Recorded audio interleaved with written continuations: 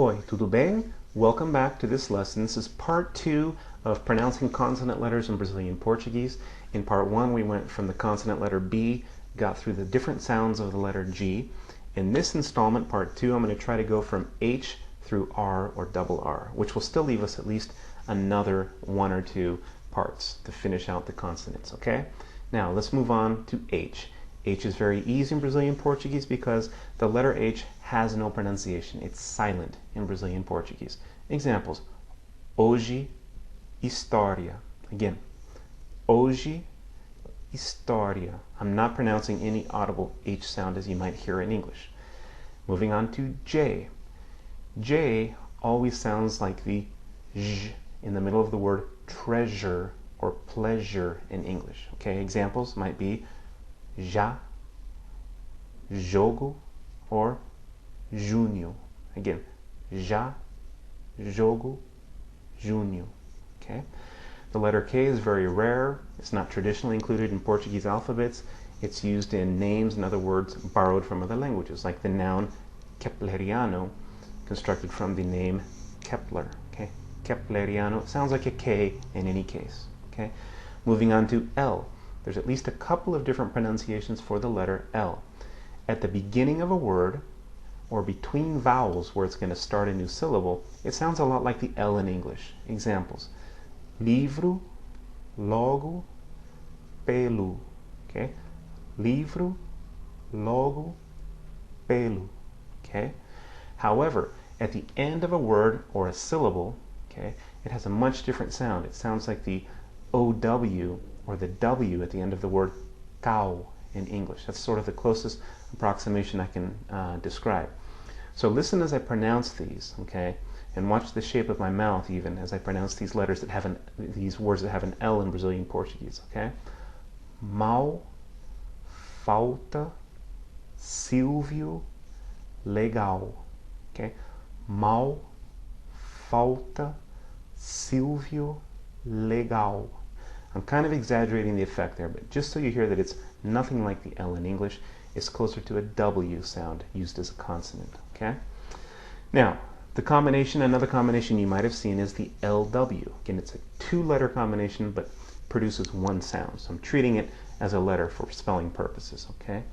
You see it in the middle of words like milho or Julio. Okay? Milho, Julio. Okay? You can hear the pronunciation there, milho, Julio. You can probably imitate that, but think of it that it sounds like the double L-I in the English word million. Milho, Julio. That might help. On to the letter M, has a couple of different functions or pronunciations. At the beginning of words or the beginning of syllables, it's much like the M in English, okay? Bring the two lips together, say mai, or chamar, where it begins a syllable. Chamar, mai, chamar. At the end of a syllable or at the end of a word, where you'll sometimes see it, it has the function of nasalizing the preceding vowel without really being pronounced itself. Listen and look at these examples. The verb falam, tempo, or sing.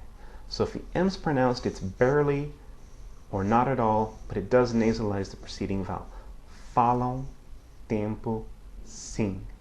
Okay? Now with the N, we see a similar pattern. In word or syllable initial position, it has sort of the same sound as it does in English. Listen up. Nome, nada, penal.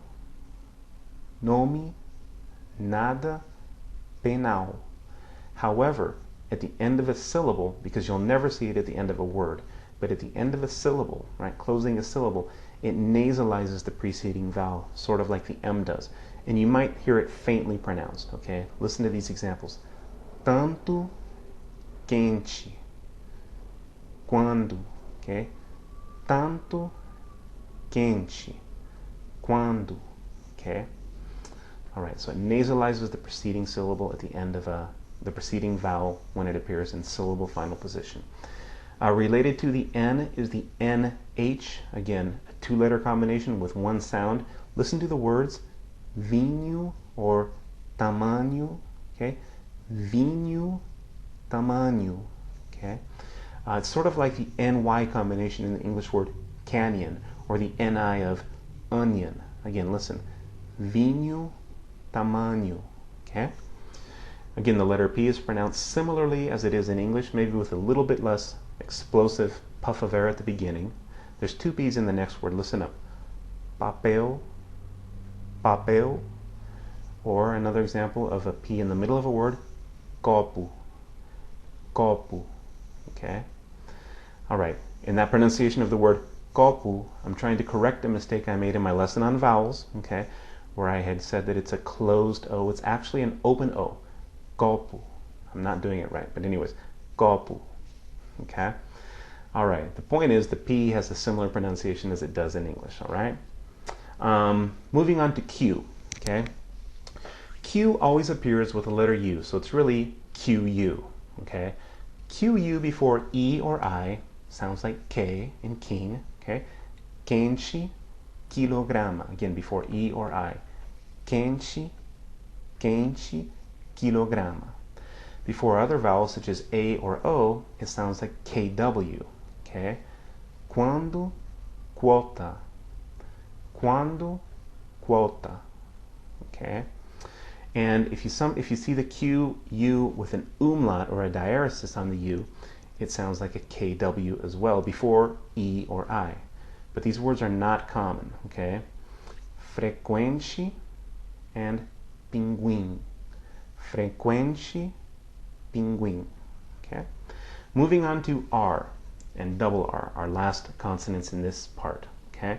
At the beginning of a word or at the beginning of a syllable after another consonant, R is pronounced similar to the H sound in English. Okay, so listen to the examples.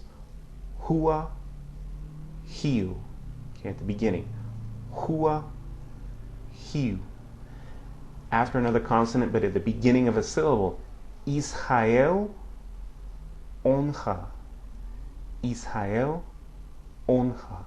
Okay, so it has an H sound at the beginning of a word or when it begins a syllable. Now, between vowels, where it often appears frequently, it's the single flap of the tongue against the ridge behind the front top teeth. Sort of like the sound of the T or the D in letter or ladder. It's very similar to that. So listen to these examples. Para, Ironia, Cereja. So it's that tongue flap against the ridge behind the top front teeth. Nothing like an English R, so be careful. Para, Ironia, Cereja. Okay? Now, when it begins a syllable in a cluster with another consonant, such as B or P, okay, it has that same sound basically. Look at these examples. Comprar, contra. Comprar, contra. Okay? At the end of a word or a syllable, it can have that same sound, a single flap of the tongue. Listen. Amar, cerveja, porta, okay? Although that might be more subtle. Amar, cerveja, porta, okay? Or it can have sort of like an H sound, especially in the Rio de Janeiro Carioca dialect. It can have an H sound with a little friction, audible friction, okay? Amar, cerveja, porta, okay? And I'm sure the Cariocas will correct me if I'm not doing that right. All right, and moving on. So R is tricky. Rewind and listen to that. Listen to those descriptions of the different contexts and how those change the pronunciation, all right? The letter double R, or the spelling sequence double R, only appears between vowels in the interior parts of words and has a similar pronunciation to the English H, okay? Carro, cachorro. Carro, cachorro, okay? Now I'm going to leave it at that for part 2. So stay tuned. Come back for part 3 and possibly even part 4. We'll see the pronunciation of consonants in Brazilian Portuguese. Okay. Hope this was helpful too. Até logo. Ciao.